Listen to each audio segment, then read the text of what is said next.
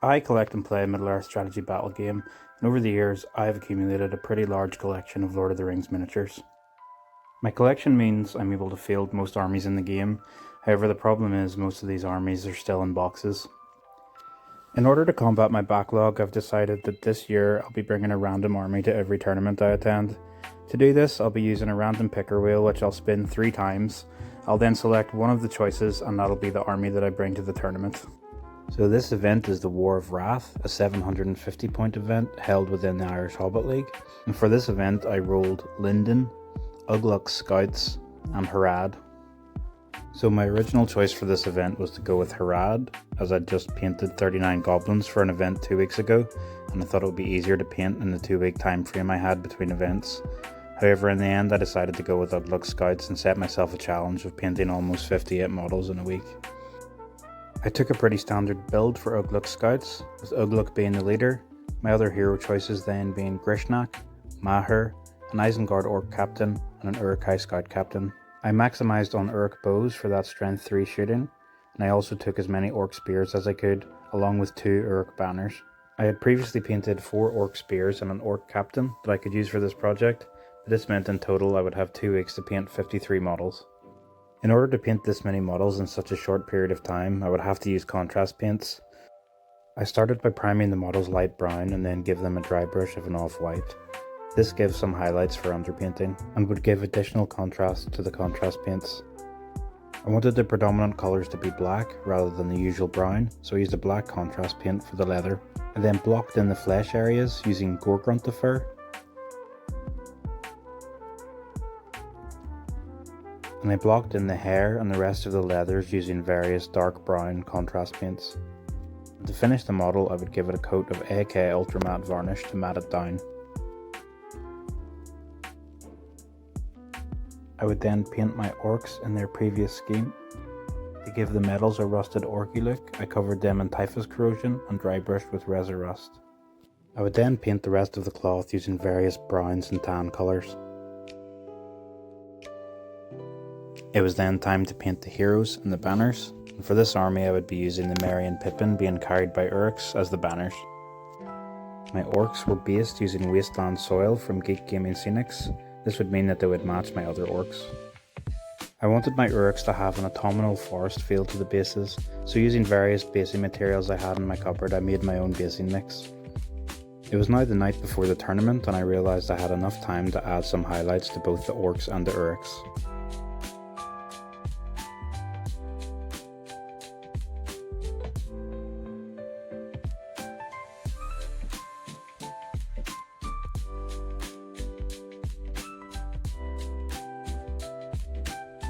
And it wouldn't be one of my armies without some mushrooms on the bases.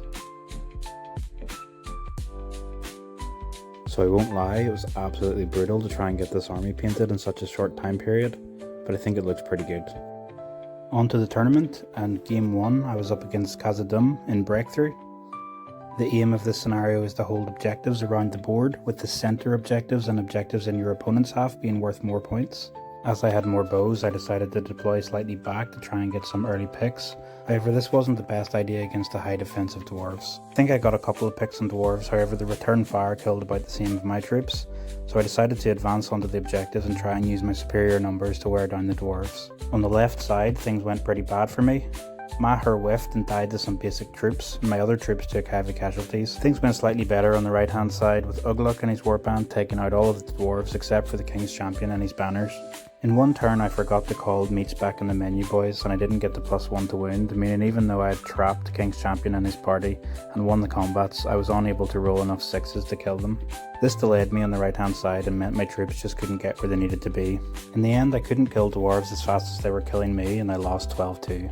This loss was to a newer player who had been teaching the game and they'd never beaten me, so in a way it was kind of a nice game to lose. In game 2 I was up against Lothlorien and the scenario would be retrieval. The aim of this scenario is to get an objective from your opponent's half and move it into your own half, while also protecting your own objective. On paper this should have been an easy win for my army. My army was faster and I had almost double the models of my opponent, however it turned out not to be the case. My heroes did basically nothing this game thanks to double transfix being cast from Gladriel and Celeborn.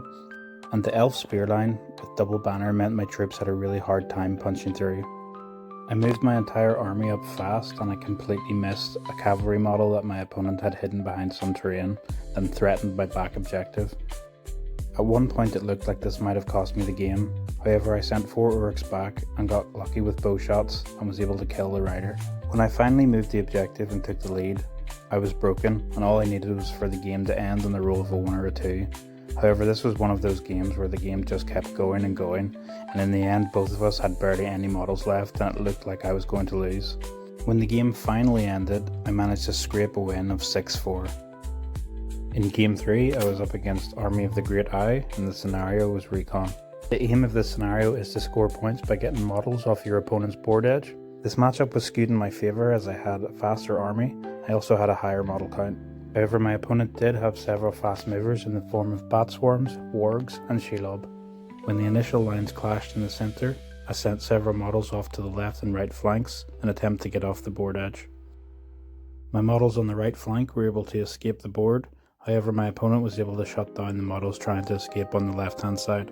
Back in the centre, and I had a couple of turns of really bad rolling. I couldn't win a fight to save my life, and I couldn't kill anything when I did win a fight. This resulted in pretty heavy casualties, and also lost my leader to Shelob. To win the game, I would just have to make sure that my opponent was unable to get any models off the board. I would also have to stop him from breaking my army. In the final turn, my opponent only needed to kill 2 more models to break me. However, a bad round of rolling meant he was unable to do this. I also was able to stop any of his models leaving the board. In the end, I won 11-2. On to day 2, in Game 4 I was up against Rivendell, and the scenario was Fog of War. In this scenario, you secretly try to kill one of your opponent's heroes, protect one of your own heroes, and capture a terrain piece in the enemy's half. I had been pretty ill the night before with a migraine, and it was still present at the start of this game, so I didn't really have a game plan going in and just pushed my models up the board. I thought my forces were hidden from Arwen and Elrond, and were therefore safe from Wrath of Brunnen, however it turned out they could be seen, and this came a turn earlier than I was expecting, before I had a chance to spread out my troops. The double Wrath of Brunnen was pretty brutal to my D4 troops, and anything that survived was quickly mopped up by heroic combats from both Arwen and Elrond. After losing decisively in the middle of the board, I decided to grab whatever points I could. I focused on capturing my terrain piece and protecting my target.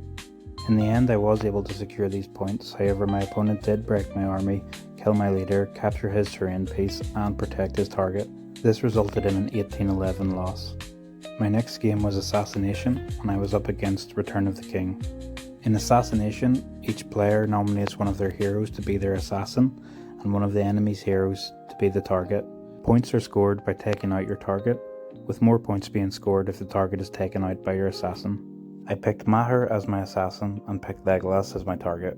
I think my opponent made a mistake by not marching straight at my army. This allowed me to get several rounds of shooting, and I was able to kill Legolas. This put me up in points as I had killed my target, so when the lions finally engaged, my game plan was simple. I would keep all of my heroes out of combat and use Ugluk to activate meats back on the menu boys to give me +1 to wound and fearless every turn. My troops did take heavy casualties, but I was able to kill Gimli and prevent any of his other heroes from getting into my heroes. In the end, I won 13-1. It was then time for the 6th and final game, and this would be a rematch against the Rivendell army. So fresh off a win and slightly high on migraine medication, I was determined not to get caught with double Wrath of Brunnen again. The scenario was Sites of Power, where you fight over 4 points across the battlefield. We deployed opposite each other and I marched quickly up the board, leaving several troops behind to cap the back objectives. At one point in the game before our lines clashed, I called a heroic shoot to catch my opponent off guard and kill his archers before they could return fire and kill my units. My plan was then to swarm him on 2 fronts and kill his army faster than he could kill mine. This game was extremely close, but in the end I held more objectives and I got the win 10-9. Playing an army for the first time at a competitive tournament is pretty tough, and this was the first time since starting this project where it really took me a couple of games to get a feel for how the army worked. In the end I had a pretty good result, finishing 4th overall. However, I think the biggest achievement was getting this army turned around in 2 weeks.